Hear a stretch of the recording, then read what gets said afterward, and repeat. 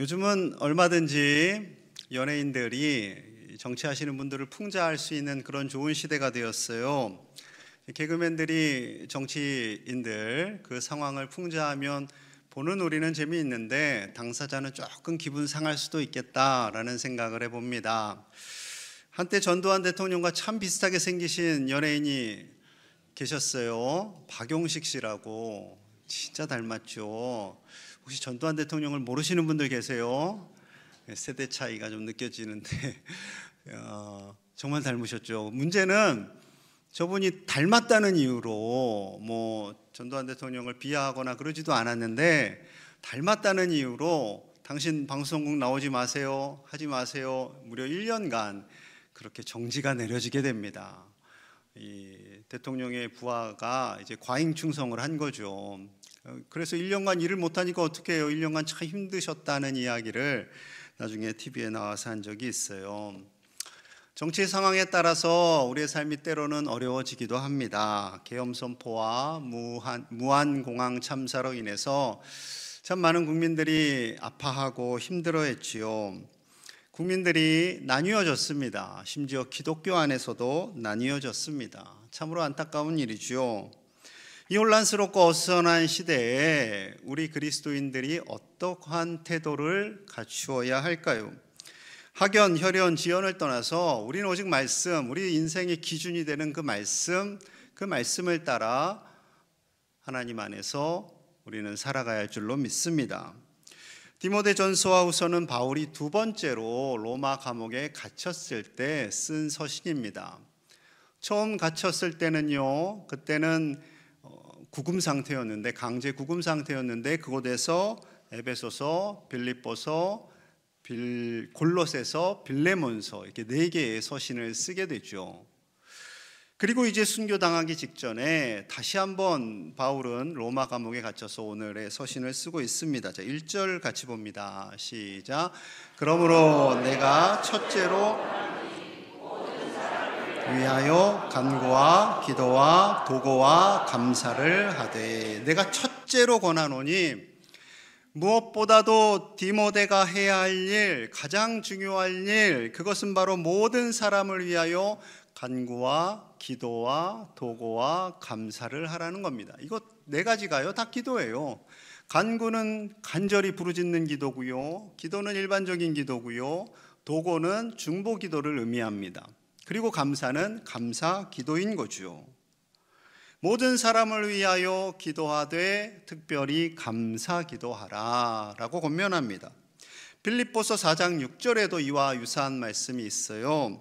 아무것도 염려하지 말고 다만 모든 일에 기도와 간구로 너희 구할 것을 감사함으로 하나님께 아뢰라.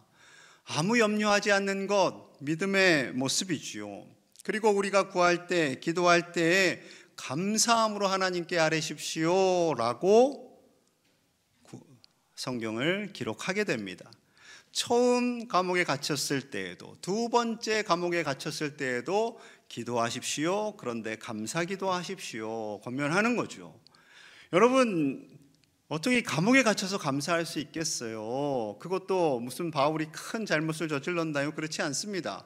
바울처럼 정직하게 믿음 생활한 사람이 없어요. 세상 법을 지킨 사람이 없어요. 그런데 억울하게 감옥에 갇혀 있음에도 불구하고 그는 모든 사람을 위해 감사 기도하라, 그렇게 권면하고 있고 그러한 삶을 살았던 것이죠.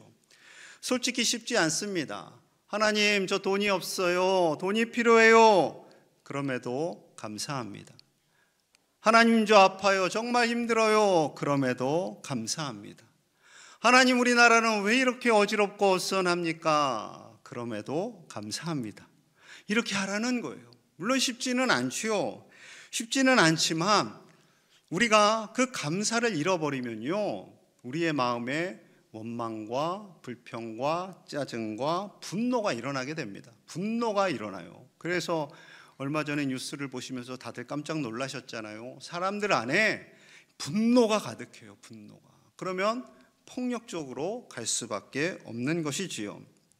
감사하면 어떻게 될까요? 우리 안에 평안이 임하게 됩니다. 감사하는데 그렇게 과격하게 싸울 수 있을까요? 아니요, 싸울 수 없어요. 여기서 모든 사람을 위하여 기도하라 라는 이 표현에는요, 우리가 미워하는 사람, 우리가 용서하기 힘들어하는 사람, 저 사람하고는 밥도 같이 먹기 싫어 하는 그 사람도 다 포함되는 거죠. 우리 주님께서 참 어려운 요구를 우리에게 하고 계십니다. 그 범위까지 구체적으로 말씀하세요. 자, 2절 볼게요. 2절 함께 봅니다. 시작. 임금들과 높은 지위에 있는 모든 사람을 위하여 하라. 단정함으로 고요하고 평안한 생활을 하려 함이라. 아멘. 모든 사람의 범위 안에 누가 있어요? 임금들, 높으신 분들, 위정자들이 포함되어 있어요. 그런데 쉽지 않아요. 왜냐하면 지금 바울이 갇혀 있을 그 당시에는 여러분들이 잘 아시는 네로 황제가 다스릴 때입니다. 가장 포악한 네로 황제가 로마를 다스리고 있고 많은 사람들을 살해하고 있었던, 많은 그리스도인들을 죽이고 있었던 시기였던 거죠. 어쩌면 디모데가 이 편지를 받고 당황했을 수도 있을 것 같아요. 네로 황제는요, 그리스도인들을 잡아다가 사자밥이 되게 하고요, 경기장에서 어떻게 하면 그리스도인들을 처참하게 죽일까를 연구했던 사람입니다. 그리고 그리스도인들을 잡아서 큰 나무 기둥에 묶고 기름을 붓고 태웁니다. 그래서 밤에 가로등으로 활용을 합니다. 그런 사람을 위해서 어떻게 기도할 수 있겠습니까? 그런데 이것은 주님의 마음이에요. 성령님께서 주시는 하나님의 말씀입니다.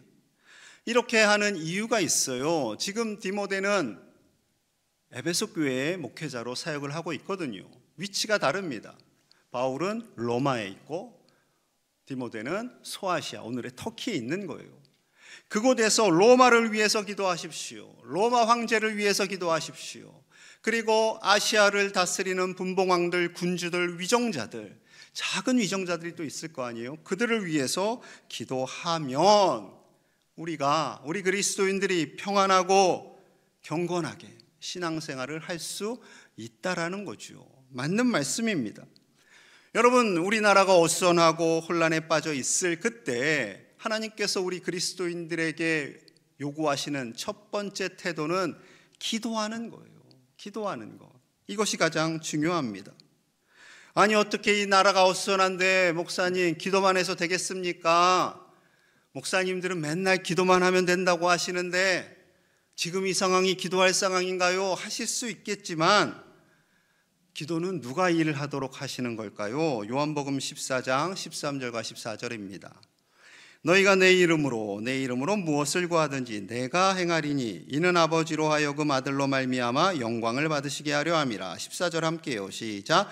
내 이름으로 내가 행하리라. 아멘. 예수님께서 내 이름으로, 예수님의 이름으로 기도합니다 하면 누가 행한다고요? 예수님이 행하신다는 거예요. 그래서 우리가 예수님의 이름으로 기도합니다 라고 마지막에 하는 거예요. 여러분 중에 예수님보다 더 힘센 분 계세요? 내가 예수님보다 좀 더 똑똑한데요? 내가 예수님보다 좀 더 능력이 있는데요? 그런 분은 없으시겠죠. 여러분, 우리가 기도할 때 성자 하나님이신 예수님께서 일하신다니까요. 보이지는 않지만 그분께서 일을 하고 계세요. 그 어떠한 사람의 능력보다 더 크게 일하고 계세요. 조금 시간이 걸리면 우리가 답답해서 그렇지 우리 주님은 분명히 일하고 계시는 줄로 믿습니다. 그럼에도 불구하고 기도하는 것은 소극적인 행동인 것 같아요. 목사님, 당장 나가서 여의도나 광화문 헌법재판소 앞에 나가서 우리의 목소리를 내야 하지 않겠습니까? 하신다면 저는 그러셔도 됩니다. 얼마나 속이 상하시겠어요 하면서 저는 보내드릴 수 있어요. 물론 요즘 그 데모하는 분위기가 참 좋아졌죠. K-팝을 들으면서 어르신들도 함께 젊은 세대와 야광봉을 흔들고 이런 아주 평화적인 시위가 세계를 놀라게 했죠. K-시위, K-팝을 잇는 그런 아주 놀라운 문화가 정착이 되었지요. 그리고 저는 이렇게 이어서 말씀드릴 거예요. 정말 나가시려거든 꼭 기도하고 가시기 바랍니다. 정말 하나님께 간절히 기도하고 나아가시기 바랍니다. 우리는 하나님보다 앞서서는 안 됩니다 라고 저는 권면하겠지요. 여러분, 기도는 하나님의 자녀의 특권인 동시에 의무입니다. 기도의 크기는 믿음의 크기이지요. 종종 기도에 대해서 조금 이렇게 가볍게 생각하시는 분들이 계시는 것 같아요. 뭐 주세요 굳이 하나님께 그렇게 달라고 해야 됩니까? 여러분, 피조물인 우리가 천지만물을 지으신 하나님께 주세요 하는 거 너무 당연한 거죠. 그래서 예수님께서 일용할 양식을 위하여 기도하라 라고 말씀하셨습니다. 자녀인 우리가 부모님께 엄마 아빠 밥 주세요, 당연한 거잖아요. 하나님, 저 재정이 필요해요, 돈 주세요. 하나님, 저 아파요, 고쳐주세요. 하나님, 죄 지었어요, 용서해 주세요. 매일 똑같은 죄 짓지만 죄송해요, 용서해 주세요. 뻔뻔스럽지 않은가요? 아니요, 뻔뻔스럽지 않습니다. 여러분, 죄인인 우리가, 죄덩어리인 우리가 하나님 아버지께 나아가 기도할 때는요, 유치한 기도가 없어요. 아무리 미사여구를 아름답게 해서 하나님께 올려드리는 기도나, 그저 단순한 기도나 하나님 보시기에는요 50보 100보인 거죠. 그러나 우리의 믿음이 성장하면 그 기도의 범위가 넓어지게 됩니다. 하나님, 우리나라에 평화를 주세요. 하나님, 무한공항 참사로 고통받는 자들을 위로해 주세요. 하나님, 우크라이나 땅에 평화를 내려주세요. 전쟁이 그치게 해주세요. 이렇게 기도하는 거죠. 여러분, 이것이 기도의 능력입니다. 우리 주님은 이 어려운 시대에 모든 사람을 위해, 특별히 위정자들을 위해 기도하라 말씀하고 있습니다. 우리의 기도의 영역이 나를 넘어 내 가족들을 넘어 나라와 열방까지 나아가시는, 그래서 하나님이 기뻐하시는 기도자의 삶을 사시는 저와 여러분들 되시기를 간절히 축복합니다. 하나님께서는요, 이렇게 기도하는 것을 어떻게 여기실까요? 자, 3절 봅니다. 3절 시작. 이것이 우리 구주 만한 것이니. 아멘. 이것이 모든 사람을 위해, 위정자들을 위해, 아파하는 자들을 위해, 고통받는 자들을 위해서 기도하는 것이 하나님 보시기에 선해요. 하나님이 기뻐하세요. 그래서 나의 기도는요, 타인을 향해야 돼요. 가족을 향하고 모든 사람을 향해야 합니다. 이처럼 세상을 바라보는 우리의 시야가 변화돼야 돼요. 여러분, 이것이 기독교적 세계관입니다. 나라가 어수선할 때, 혼미해질 때 그리스도인들이 해야 할 두 번째 태도는 기독교적 세계관을 확립하는 거예요. 다시 한번 기독교적 세계관으로 나를 다듬는 거예요. 어렵게 말씀드렸지만 하나님의 눈으로 세상을 보는 거예요. 하나님의 눈으로 세상을 보는 거예요. 좀 이렇게 쉽게 말씀드리면 그렇습니다. 제 얼굴, 좀 얼굴이 크죠? 제 머리가 하나님 지으신 우주, 그리고 하나님 지으신 영의 세계라고 생각해 보세요. 그럼 나는 어디쯤 있을까요? 중심, 코만큼 크지도 않을 거예요. 코 옆에 작은 점, 먼지 같은 존재가 바로 나죠. 나. 하나님께서 천지 만물을 지으시고 천지 만물의 주인이 되시고 우리나라의 주인이 되시고 우리 가정과 나의 주인이 되셔서 우리를 인도하여 가십니다. 그리고 하나님의 구원 사역에 우리를 동참하게 하시는 거죠. 우리는 하나님 나라의 일부예요. 천지 만물의 주인은 하나님이세요. 하나님께 이루어 가시는 그 크고 놀라운 사역에 나는 점처럼 작은 존재로 보탬을 더하고 있는 거죠. 그런데 세상 사람들은 어떻게 생각할까요? 반대예요. 이게 커다란 얼굴이 나예요. 내가 제일 중요해요. 내가 제일 소중해요. 그리고 하나님은, 기독교는 코의 옆에 있는 먼지 같은 작은 점이죠. 다른 종교들도 그렇고, 특히 점집 가서 점을 보죠. 또 연초라, 사랑하는 여러분, 연초에 우리 또 어떤 일이 있을까 하고 가시는 분이 없는 줄로 믿습니다. 여러분, 이것이 바로 세속적 세계관이에요. 세속적 세계관. 온 세상의 중심이 나예요. 나의 눈을 가지고 세상을 보는 거예요. 이것이 나에게 필요한가? 나에게 유익한가? 나에게 도움이 되는가? 내가 주인인 것이고. 그런데 안타까운 것은 우리 기독교인들 안에 이 세속적 세계관이 점점 들어오게 됩니다. 그리고 이중적으로 살아가는 거죠.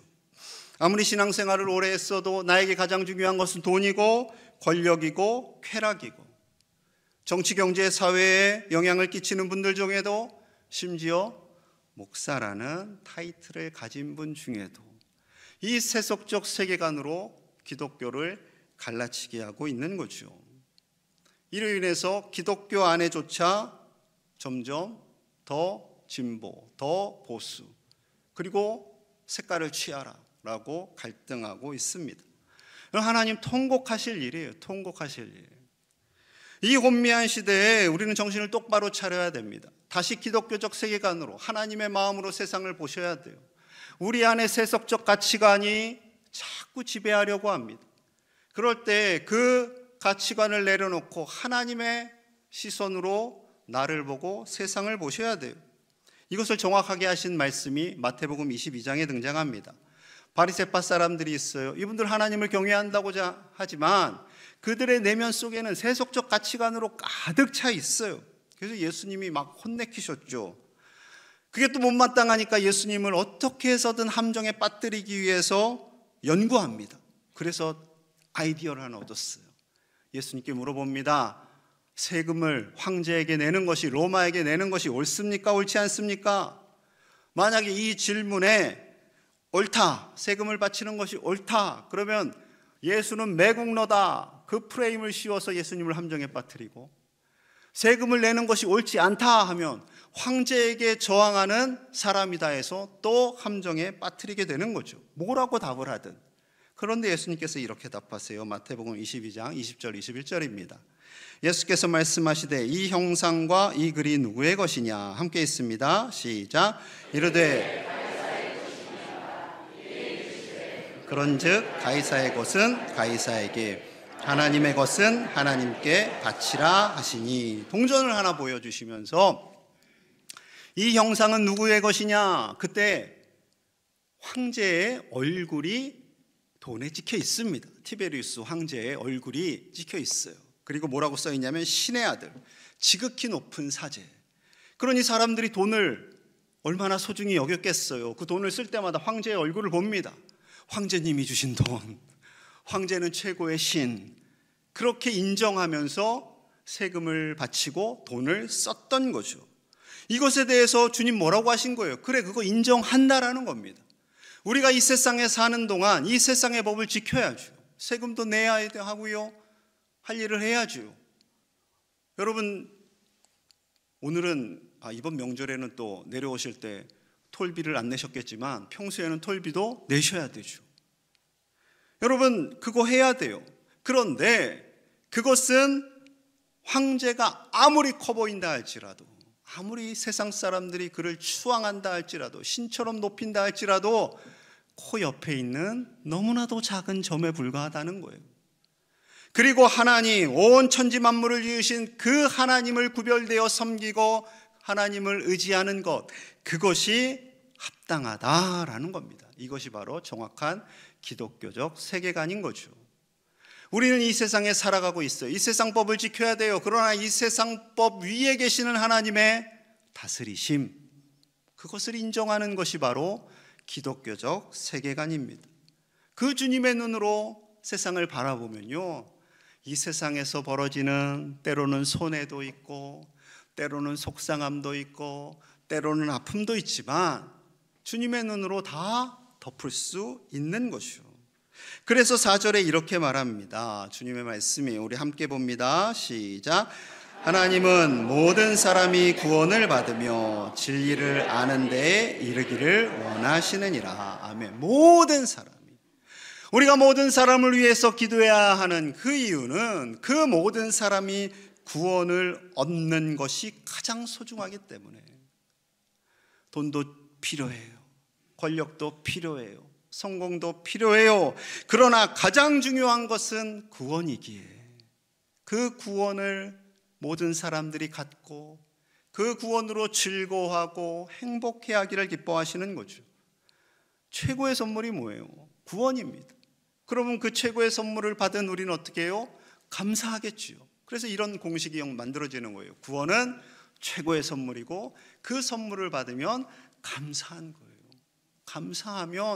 감사하면 우리는 세상을 위해서 더 기도할 수 있고요, 세상을 향해서 더 분노하지 않고요, 세상을 위해서 기도할 수 있는 거죠. 어쩌면 이런 분들 계실 거예요. 아유, 그러면 산 넘어 불구경하라는 건가요? 아니에요. 비록 세상이 어지럽고 어선하지만 가장 큰 주님께서 우리를 위하시는 기도를 하라는 거죠. 여러분, 세상이 어선할 때요, 그 상황을 잘 극복한 화가가 한 분 계십니다. 프랑스에 있는 분인데 19세기 프랑스를 대표하는 장 프랑스와 밀레라는 분이에요. 밀레 많이 들어보셨죠? 노르망디의 작은 마을 그레빌의 농가에서 태어납니다. 가난했어요. 그림 그릴 만한 도구도 넉넉치 않았어요. 추운 겨울에는 땔감도 넉넉치 않았어요. 게다가 19세기의 프랑스는요, 혼돈의 시대였습니다. 정치적인 불안정이 매우 컸어요. 혁명과 쿠데타로 인해서 상황이 어려웠고요, 산업화가 진행되면서 부자가 되는 사람들이 있었고 가난해지는 사람들이 있었습니다. 게다가 사회주의, 공산주의 이념에 의해서 더욱 혼돈의 시대가 되었던 거죠. 이런 상황 속에서 밀레는 농민들의 고단한 삶을 그립니다. 그 그림이요, 많은 사람들에게 위로와 치유가 되는 도구가 돼요. 한번 그림을 보겠습니다. 씨 뿌리는 사람. 세상은 어렵지만 다음 세대를 위해서, 수확을 위해서 씨앗을 뿌리는 거예요. 굉장히 걸음이 경쾌해 보이죠? 지친 걸음이 아닙니다. 다음 그림은 여러분들 잘 아실 거예요. 이삭 줍는 여인들. 그리고 가장 감동적인 작품은 이것이라고 생각합니다. 만종. 만종이라는 뜻은 교회에서 종소리가 울릴 때에 기도하는 거예요. 감사기도. 하루를 열심히 일했습니다. 두 부부가 열심히 일하고 아내 오른쪽에 계신 여성 옆에 작은 건물이 보이죠? 그게 교회입니다. 그 교회에서 종소리가 나자 감사기도를 하는 거예요. 남편 옆에는 조촐한 농기구, 갈퀴가 있죠. 그리고 아내 뒤에는 수레가 있습니다. 두 사람 사이에 뭔가가 있는데 금은보화가 있을까요? 아닙니다. 감자가 있어요. 감자. 유럽 사람의 주식이라고 할 수 있는 감자가 있어요. 그 감자 몇 알 수확한 것에 대해서 감사 기도 드리는 거죠. 나라가 아무리 어선하고 혼미하다 할지라도 작은 것에 감사하는 그리스도인들은 세상을 이겨나갈 수가 있는 것이지요. 저는 저 그림이 기독교 세계관을 보여주는 아주 명확한 그림이라고 생각합니다. 여러분, 나라가 힘들 때 우리는 기도해야 할 줄로 믿습니다. 기독교 안에서조차 나누어진 이 시대 속에 어디로 우리의 입장을 표현해야 할까 답답함이 있습니다. 여러분, 이 모습을 바라보시는 하나님의 마음은 더욱더 찢어집니다. 이 온미한 시대에 기도하는, 모든 사람을 위해서 기도하는 그리스도인들이 되시기를 소망합니다. 오늘 약속 하나 할게요. 첫째, 뉴스를 보며 욕하지 않겠습니다. 저나 여러분들이랑 마음이 다 똑같아요. 이게 진짜 어려운 거예요. 뉴스를 보면서 참으셔야 돼요. 제가 참는 훈련을 하고 있어요. 참으십시오. 둘째, 따라하세요. 자, 뉴스를 보며 욕하지 않겠습니다. 약속했어요. 자, 둘째, 위정자들을 위해 기도하겠습니다. 네, 기도하셔야 돼요. 셋째, 모든 사람이 구원을 얻도록 기도하겠습니다. 모든 사람이 구원을 얻도록 기도하겠습니다. 여러분, 이게 소극적인 거 아니에요. 가장 적극적인 행동입니다. 이를 통해 우리 나라와 민족을 위해, 열방을 위해, 우리 가족을 위해 기도하시는 믿음의 가족들이 다 되시기를 간절히 축복합니다. 함께 마음을 모아서 기도하겠습니다. 하나님, 우리 나라를 주셔서 감사합니다. 하나님께서 대한민국 국민으로 살게 하심 감사합니다. 우리가 위정자들을 위해, 나라를 위해, 모든 사람을 위해 기도하지 못하였음을 용서하여 주시고 더 기도하고 우리가 하나님을 의지함으로 하나님의 평화가 우리나라와 온 세계 열방에 가득하게 하여 주시옵소서. 몸과 마음이 지치고 아파하는 이들 위로하여 주시고 하나님 치료하여 주옵소서. 겨울 캠프 동안 우리 아이들이 믿음이 자라게 하여 주시고 평생 동안 하나님을 의지하여 이 세상 가운데 쓰임받는 복의 사람들이 다 되게 하여 주시옵소서. 예수님 이름 받들어 간절히 기도하옵나이다. 아멘.